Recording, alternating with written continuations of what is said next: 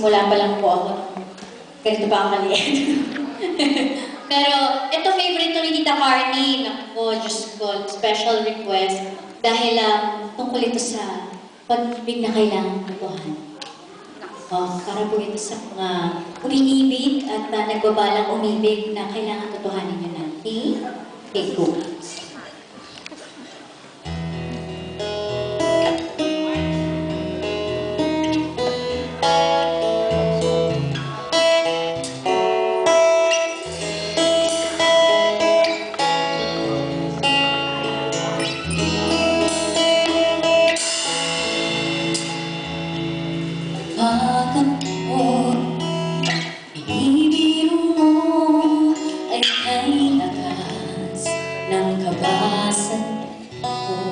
Mga titig mo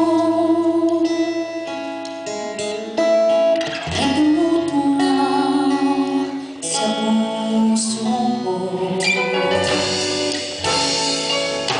Pag ako'y sa tabi mo ay tinakas ang kaba sa dibdib ko. Ang hiling ko lang sana'y malaman na ang puso ko'y sawa na sa biglaan. Bakit di na lang tutuhanin ang lahat? Ang kailangan ko'y paglingan.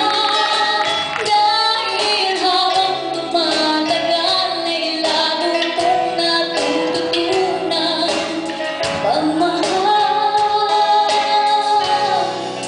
pagkamasaktan lang.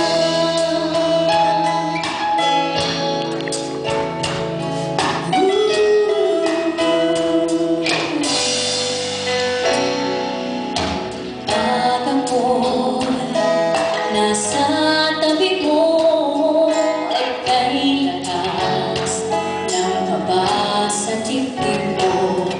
Ang hiling ko lang sana'y malaman na ang puso ko'y para sa biglaan. Bakit di na lang tutuhanin ang lahat? Ang kailangan ko'y paglingan.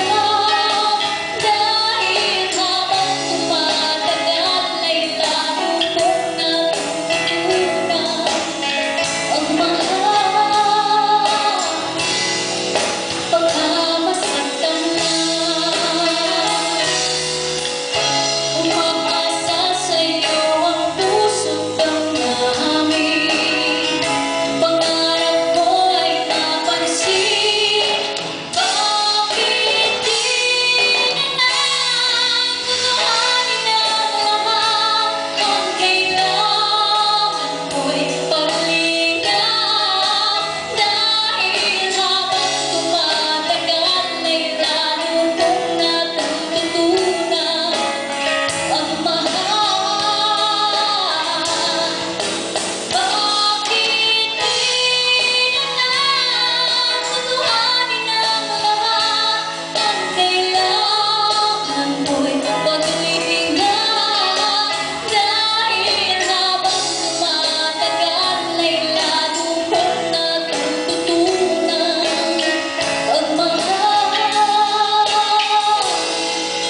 pagkamasaktan lang.